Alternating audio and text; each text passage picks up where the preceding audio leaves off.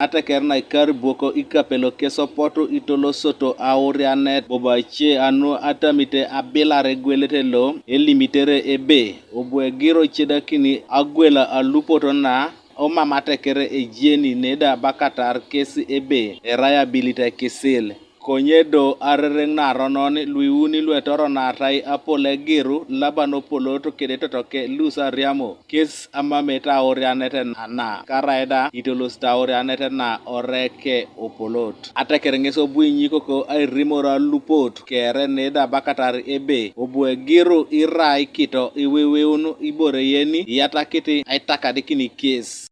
Giru apolo kedo polto alaba.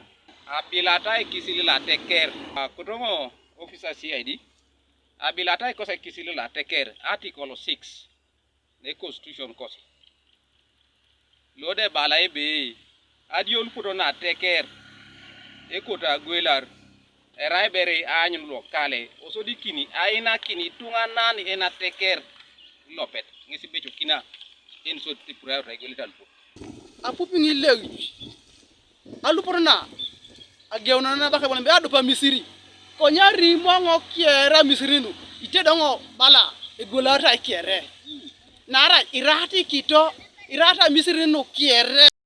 Any member who sells the clan land without the consent of the clan shall be liable to a fine of 2 cows with a task of recovering the land in question. Inachiki opoloto lusi apio Henry Ochen onacheki papa keche ka taita sokelo le raita taite okale kesi toru na tos opolot.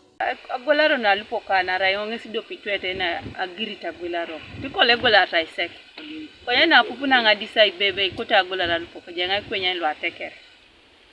So obudodo lunopo tulino mana tamisimba ko tukot sa agolaro Alupok. Aga tema bigolaro be Alupok mama Acakar die. Bakas pibijo keda koni nerani tu mamji pupe na kosinyo achoreta.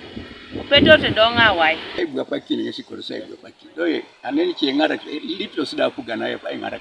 Kwa pana netet na reslo opone chidi turbe sa doketano adoketano. Konye nwa mumwe mameso. Ara de gwela retaido pe misiri. Konye era apolo wewe ne kiere. Apesa ngini na maikitai apio lusi. Era ngesi na chika na to bitu.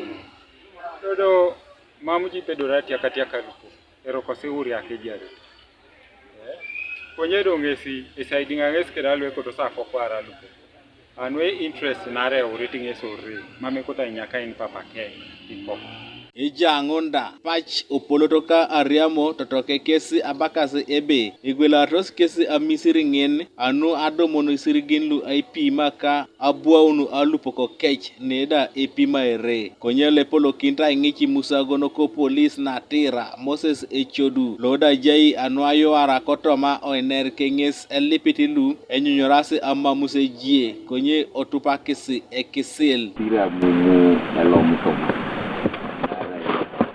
Amumu ichana pati dia una kiri dia una sana Kanuka TV East Patrick Odongo Koserere District